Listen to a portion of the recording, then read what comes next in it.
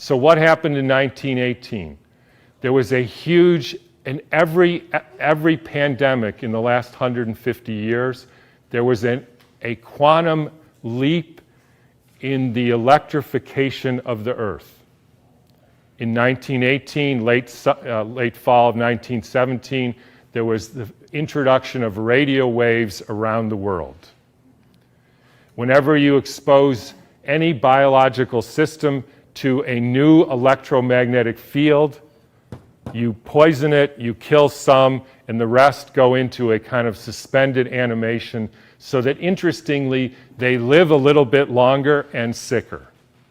And then starts in World War II with the next pandemic with the introduction of radar equipment all over the Earth, blanketing the entire Earth in radar fields. First time humans have ever been exposed to that.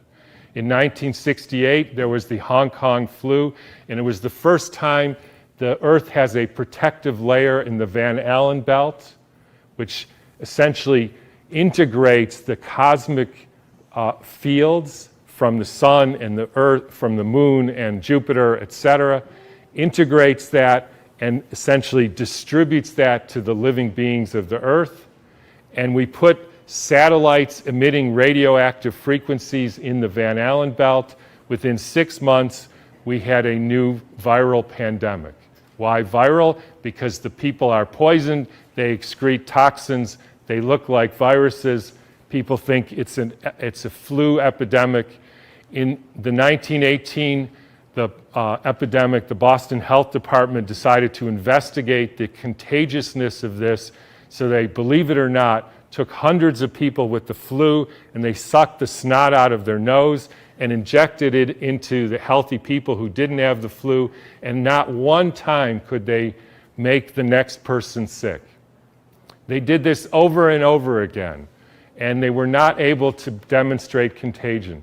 They even did it with horses who apparently got the Spanish flu, and they put bags over their head, and the horses sneezed in the bag, and they put the bag over the next horse, and not one horse got sick. You can read about this in a book called The Invisible Rainbow by Arthur Furstenberg, who chronicles all the steps in the electrification of the Earth and how within 6 months there was a new flu pandemic all over the world. And when you hear the normal explanations, how did it go from Kansas to South Africa in 2 weeks? So the entire world got the symptoms at the same time, in spite of the fact that the mode of transportation was horseback and boats, and there's no explanation for it. They just say, we don't know how that happened. But when you think about it, with these radio waves and other frequencies that some of you have in your pocket and on your wrist, you can send a signal to Japan and it arrives instantaneously. So any of you who don't believe, there is an electromagnetic field that communicates globally within seconds, just is not paying attention to this. And I will only finish by pointing out that there has been a dramatic and quantum leap in the last 6 months with the electrification of the Earth. And I'm sure a lot of you know what that is. It's called 5G, where they now have 20,000 radiation-emitting satellites, just like the radiation-emitting thing in your pocket and on your wrist and that you use all the time. That is not compatible with health. I'm sorry to say it, it's not compatible with health. That is a water destructuring device. And for any of you who say, yeah, well, we're not electrical beings, we're just physical matter, then don't bother doing an EKG or an EEG or a nerve conduction test, because we are electrical beings and the chemicals are only the byproduct of those electrical impulses. And I'll finish with, anybody want to make one guess as to where the first completely blanketed 5G city in the world was? Exactly. So when you start thinking about this, we are in an existential crisis here, folks, the likes of which humankind has never seen. And I don't want to go all Old Testament prophet on you, but this is something that is unprecedented. The putting of 100,000 satellites in the very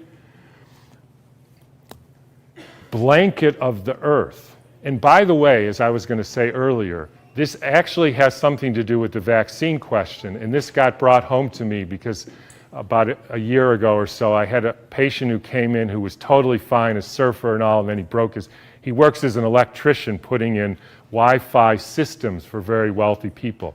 Electricians have a very high mortality rate, but he was fine. And then he breaks his arm and he gets a metal plate put in his arm. 3 months later, he couldn't get out of bed and was total, heart irregularities, just total collapse.